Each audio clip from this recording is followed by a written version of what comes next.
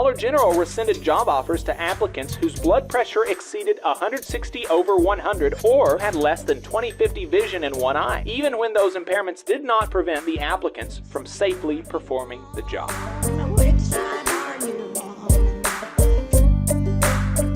Boss Watch is a segment that we do every week where we take a look at what bosses are doing. Because bosses, like workers, are always on the move, but what they're doing is not always super great in many ways. They are a criminal syndicate, breaking the law, stealing, harassing, putting people in danger all the time, all across the country.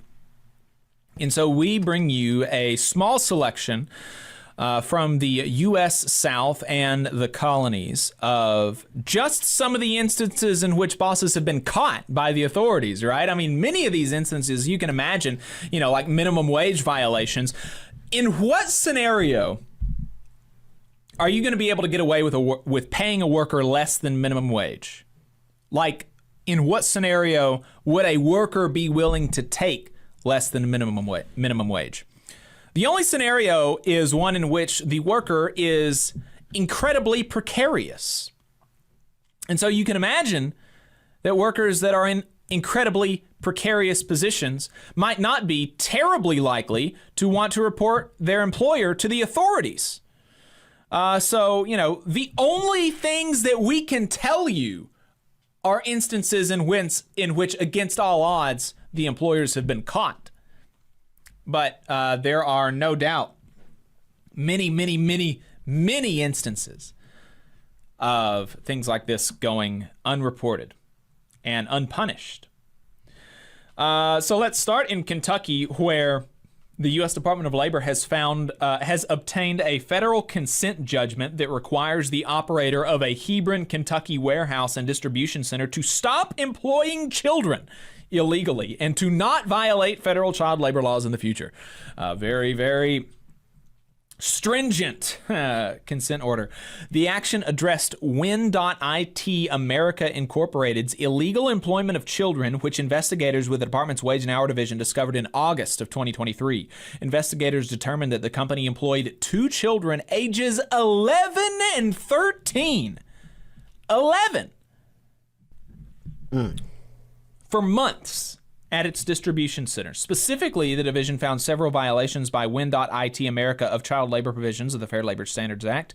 These violations including employing one child to operate a forklift, which is a hazardous occupation for workers under 18, and tasking another child to pick orders in the warehouse, a prohibited occupation for workers under 16. In addition, the company employed both children for more hours than legally allowed and violated federal regulations that forbid employing workers under 14 years of age in non-agricultural occupations. In addition to ordering the company to comply with federal child labor regulations, the court required Win.IT America to pay $30,000 in civil money penalties and to hire a third-party consultant to provide semi-annual compliance training for all management personnel for a period of 3 years. Just for some context, in fiscal year 2022, the U.S. Department of Labor found child labor violations involving almost 4,000 children nationwide, an increase of more than 60% over the past 5 years. The department addressed those violations, assessing employers over $4 million in civil money penalties.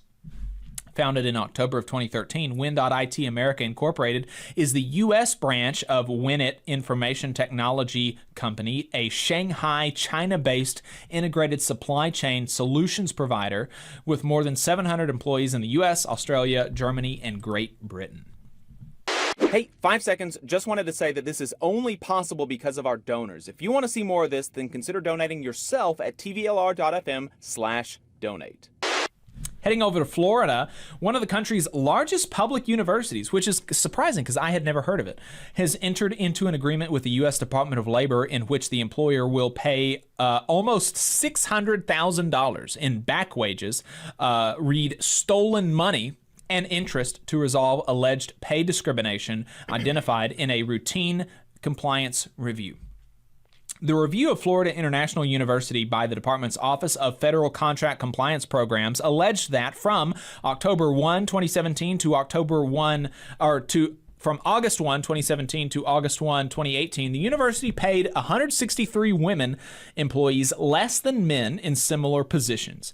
The institution's failure violated Executive Order 11246, which forbids federal contractors from discriminating in employment based on race, color, religion, sex, sexual orientation, gender identity, or national origin.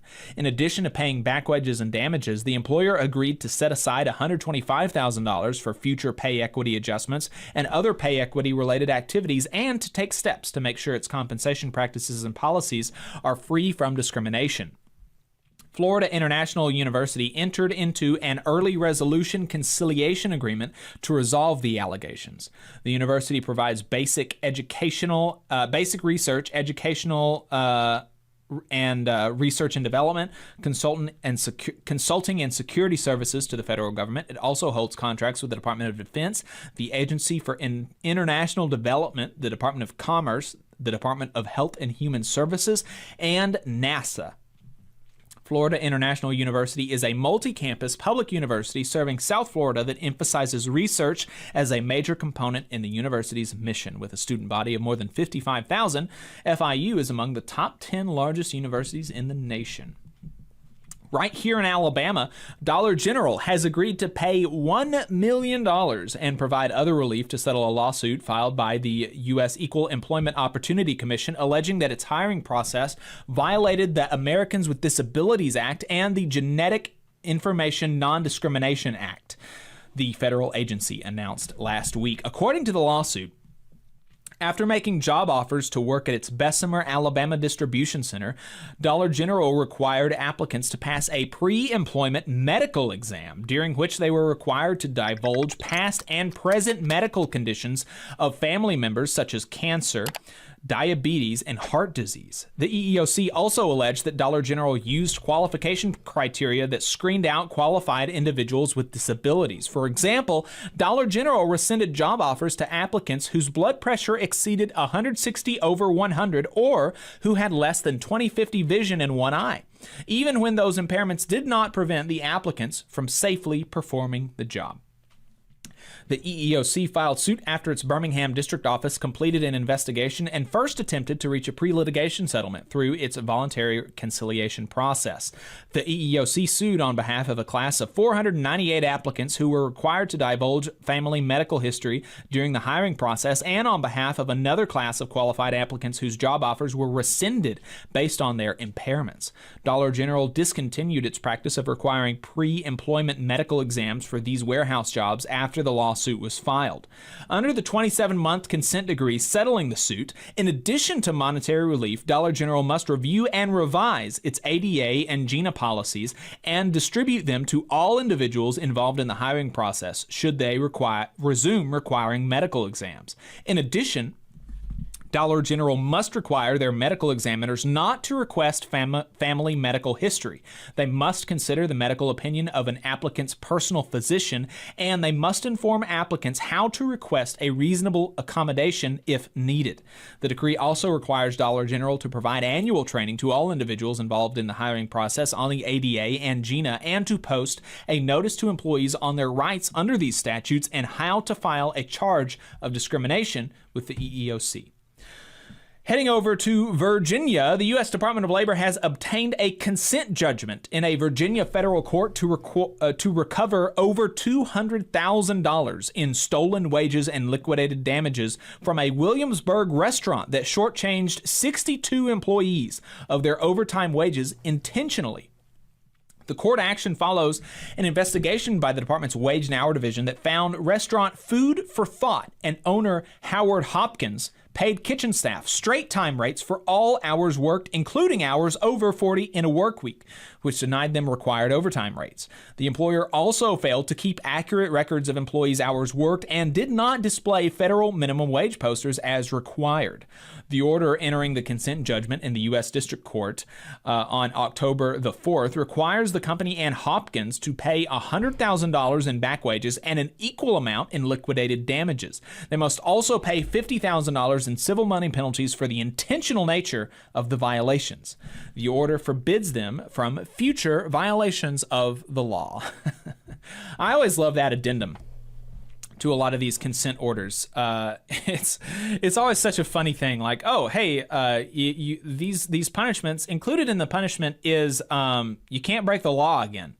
We'd rather you not. Yeah, that's always a really funny add to that. But yeah, there we go. Boss Watch.